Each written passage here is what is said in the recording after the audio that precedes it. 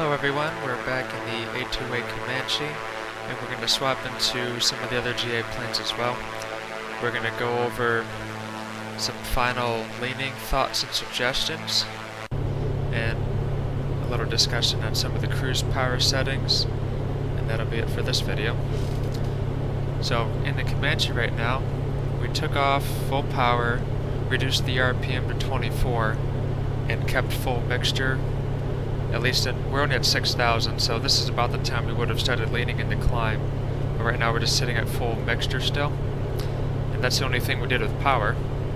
And you can see, well, now I've reduced the power now to 23.5. One's trimmed down. Full power, full throttle is right there.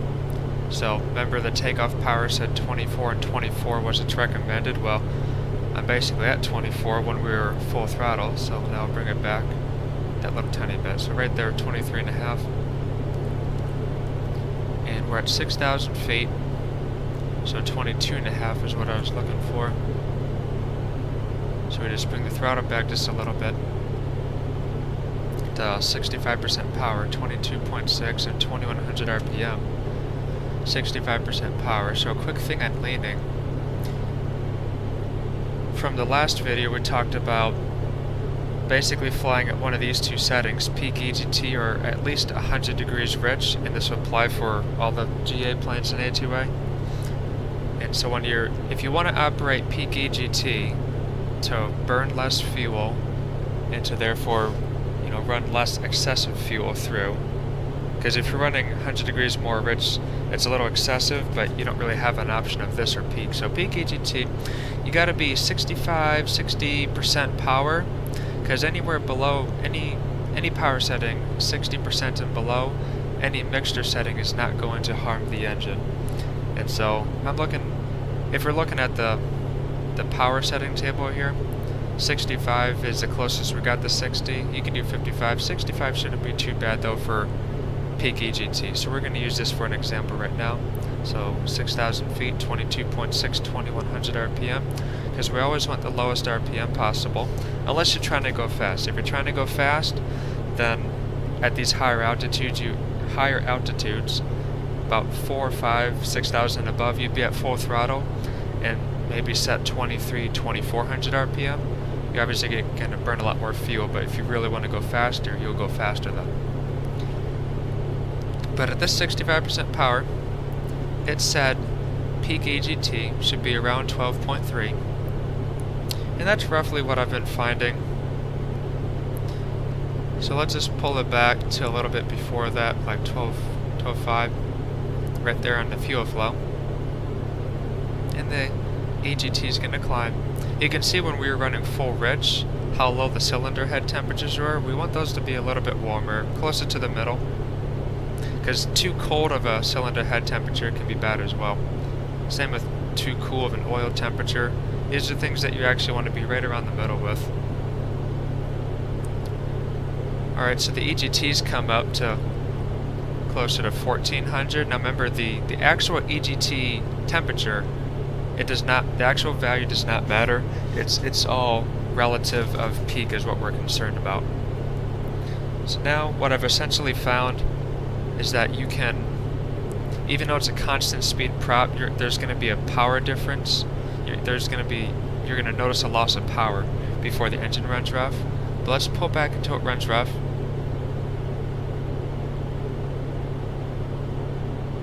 Right about there. Let's push it in a bit. And we're about 11.7. We're close to 12. And if you've noticed, the airspeed went down a little bit. But this has given us roughly peak EGT. If you run it to rough and then push it in about a gallon per hour or so, 1.5 gallons per hour, that'll give us peak, which is just past 1400. At this altitude, at this temperature, because different temperatures and altitudes, atmospheric settings will give you different EGTs. Even if you're at the same altitude, the weather will make the difference. So that's why the value doesn't matter. So, peak EGT right here is fine. We're right around 60% power, so that's not really going to harm the engine. cylinder head temperatures are going to be roughly in the middle or right around there, which is good for the engine. Another thing you can do, if you've noticed, we got a lot of vibration. You can see it up here. You got a lot of vibration with this 2100 RPM, and so we could just lower this to 19, maybe even 18. Let's do right around 19, and the vibrations have gone down a lot. And now when you reduce the RPM, that's also reducing your power setting, and the RPM has more of a determining factor on that than the manifold pressure. So then another thing we could do is just push that throttle to full. As long as it doesn't go over 25, you can run just about any RPM from 18 up if you're under 25 inches of manifold pressure as a general rule. That's about as much of a spread as you're looking for. Because remember, you don't want too low of an RPM setting for too high of a manifold pressure. But this is good. And Scott Gentile said he likes to run 25 and 18. And so at full throttle, we're not getting 25 at this altitude. So we're just full throttle, 1800 RPM. And we've already leaned it out a bit, and then we pulled the RPM back to 18. So we're getting some pretty good fuel flow, 11 gallons an hour. CHTs are good. And so this is how you kind of play around the power settings and leaning. So you can start with the chart as a reference. Make sure you're around 60-65% power or less if you're going to do peak EGT like we are. Otherwise, if you're going to cruise faster, 75 or even higher, then you want to be 100 degrees rich of peak or further away, so like 125, 150 degrees rich of peak. And so those are the general rules for the Comanche on power settings and leaning. That should get you going pretty well. And just to show you, so we're at about 160 miles an hour. We'll push the mixture in. I'll show you the faster speed. I'll just do 4-inch for now. And now let's bring this RPM up. Now let's see how much faster we get it. It'll take a while for the speed to stabilize. Let's get it up to 24. Essentially 24 squared roughly. Okay, you can already see it going up. So you'll go faster. You know, we're still full throttle. That hasn't changed because of the altitude. If you had a turbocharged engine, full throttle, you'd still be getting at least 30 or more. But normally aspirated, it's easy. Just shove the throttle full rich. Take off. Gently, of course. See, more trimmed down, we're going faster. Got 10 miles an hour indicated right there. About 12, and it's still going up. So now we're going to switch to... We'll switch to the 172 next. And I'll show you final suggestions for that. Alright, we're in the 172 now. And all this testing I've been doing, I've flown from Marysville, Yuba County. We're at Redding now. So anyways, 6,000 feet in the 172, full rich, full throttle. You can see we're just hitting the RPM red line, which is 2400, so we're at like 2375 or something right now. And let's go ahead and take a look at the chart. So again, for all these leaning things, to get exact numbers, I've been using standard temperature, which is just the clear weather setting in the sim. And so if you got to figure out what temperature you're at your altitude to figure out if you're below standard or above standard and all that. That'll tell you which column to use essentially. So we're standard temperature right down the middle. It gives you a column for percent power, your true airspeed that you should get, and your fuel flow in gallons per hour. Now real quick, true airspeed is not what's on your airspeed indicator. Your airspeed indicator indicates indicated airspeed. That's simple enough to remember. The 172 airspeed indicator has a nice built-in tool that you can calculate your true airspeed with. So over here you can press this OAT volts. This is outside air temperature. It toggles between a volts reading and then Fahrenheit and Celsius outside air temperature. And this is a timer. This is UTC, which is Zulu time, Greenwich Mean Time, This is local time. This is flight time. You can reset this by holding down the control key. Zeroes out, and it's just going to count up. Hit select one more time. This is basically a timer. You hit control, it starts the timer. This is good for IFR flying, or if you're timing your VFR checkpoints on your route. Hit control again, stops it. Control again, resets. So anyways, we got temperature 3 degrees Celsius at 6,000 feet. Let's look at here. We're going to set our temperature to the altitude. We're at 6,000 feet, so let's bring the 6 to the 0 like that. So 6,000 feet lines up with 0 degrees Celsius. Positive temperatures are going to the left. Negative temperatures are going to the right. So let's bring it right about there. Okay, that's about 5, that's 3, that's 0. That's how we're getting here. That's close enough. So right now we're indicating 100. We're doing 120 knots true airspeed, indicating 110. So if there's 0 wind up here, then our true airspeed is the ground speed. So the ground speed would be 120. But if there's wind, then that changes it, and you got to calculate what your ground speed's going to be. So, getting off that tangent, we're close to 2,400 RPM, 6,000 feet. Standard day puts us at 80% power, like right at the top end of it too. And according to this manual, you can lean 80% power and below. In the 172R that I've flown, the manual said 75%. So I'm not sure why there's some differences, but anyways, if you're within the limits, but it's a high power setting, then I wouldn't do peak EGT. I would do at least 100 degrees rich of peak. And so let's lean back to about 9.2 or so gallons per hour. And this will give us, it'll get us close to EGT, close to peak EGT. We can also just run till it runs rough and push it in, and that should be close. So let's just do that.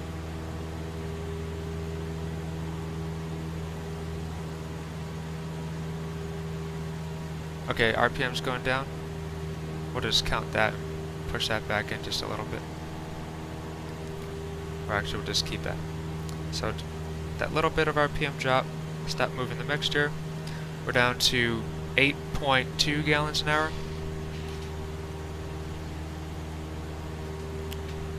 So now that we've got it close, let's lean and try to find peak.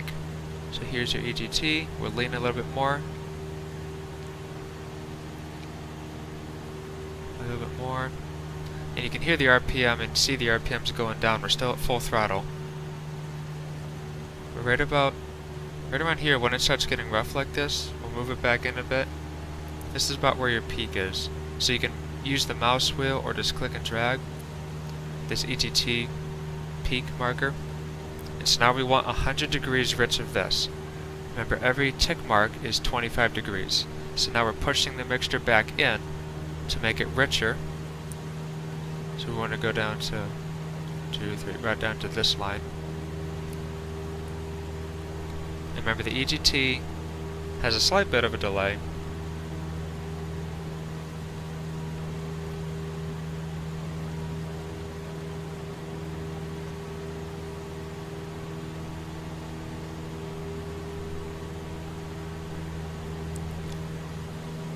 And through some other experimentation, I was finding that the fuel flows that they have in the chart is about 25 to 50 degrees rich of peak, and we don't want that. And so as you can see, we're getting to like 10.1 now. So I'm going to enrich it a bit more. And so if you're going to want to cruise at these extremely high, well, it's not extremely high, but these higher power settings, and you usually don't want to set at red light anyways, you're going to have to accept a richer setting to run safely like that if you want to have your engine last a while. So I'll keep pushing it in a bit more. See, now we're up to almost 12 gallons an hour. And now we're getting close to 100 degrees rich of peak. And we're almost full mixture. So right about there. So on my SciTech quadrant, I'm 2/3 of the way essentially from 75 to 100 on the mixture.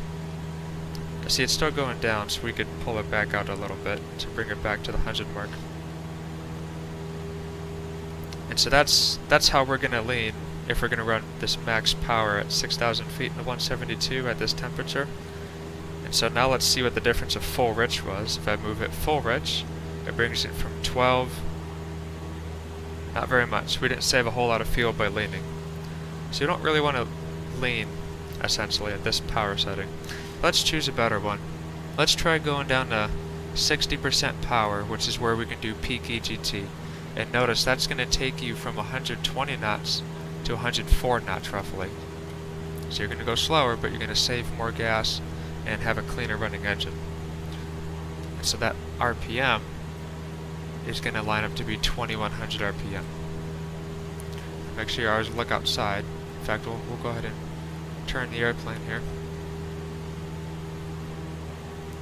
And you want to get used to where all these mixture settings are with your plane, so you're not staring in the cockpit like this in the panel. There's Mount Shasta. This is Shasta Rec area. Really cool scenery up here. Anyways, so 2100 RPM.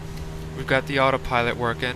To work this autopilot with heading and altitude mode, all you have to do is click and hold the autopilot to turn it on, and then you just press heading, and then you press ALT for altitude. Make sure your heading bug is where you want it to be. Make sure your altitude is where you want it to be, and set the altitude limiter here as it's a reminder. Okay, so let's finish getting down to 2100. So now we can run peak EGT, save a lot of gas, go a little bit slower. So let's find peak. Let's find it starting off by leaning till it drops or gets a little rough.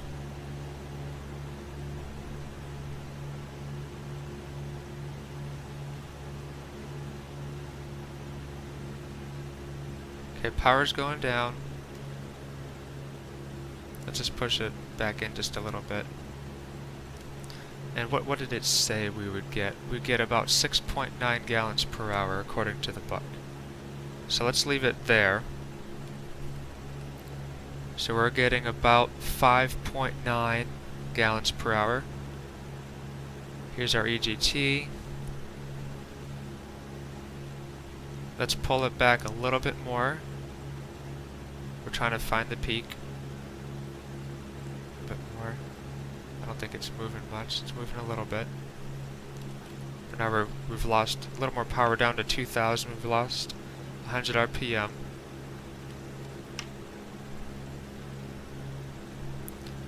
Pull it back a bit more. Okay, it's going back down. So let's push it in. Right about there. So that's going to be about peak.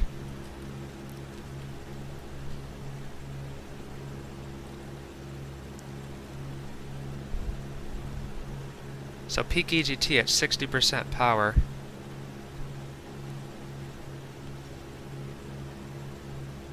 isn't a whole lot.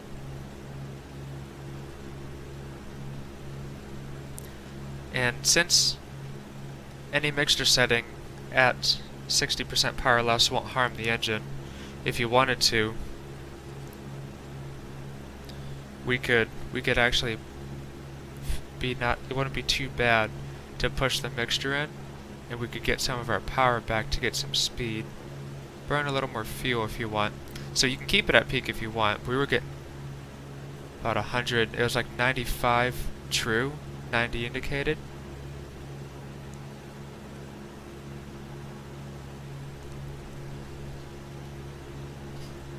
So these are some of the things you can do with that. Now let's go for a middle one. Let's say we want to do 70% power, 75.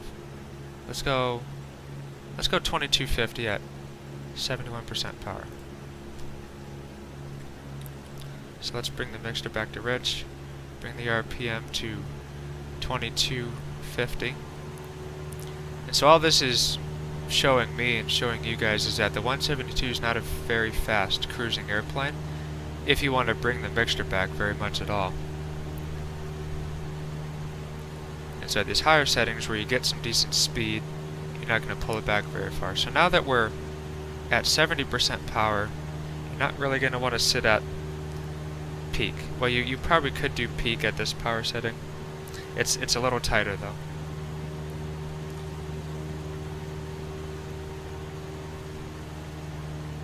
You just got to keep in mind that the higher the power setting you're running at, the harder you're running the engine, the more you're going to want to stay away from your peak EGT.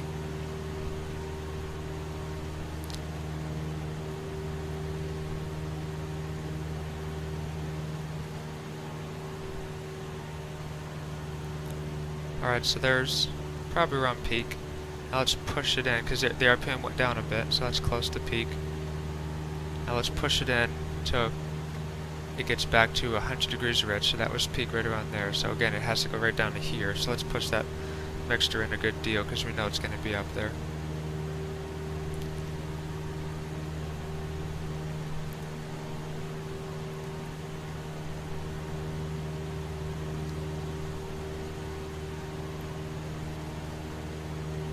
And at 70% power, I probably wouldn't mind running at peak.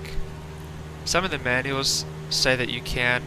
It'll tell you power setting. At or below power setting, you can run peak. You just gotta be a little more careful.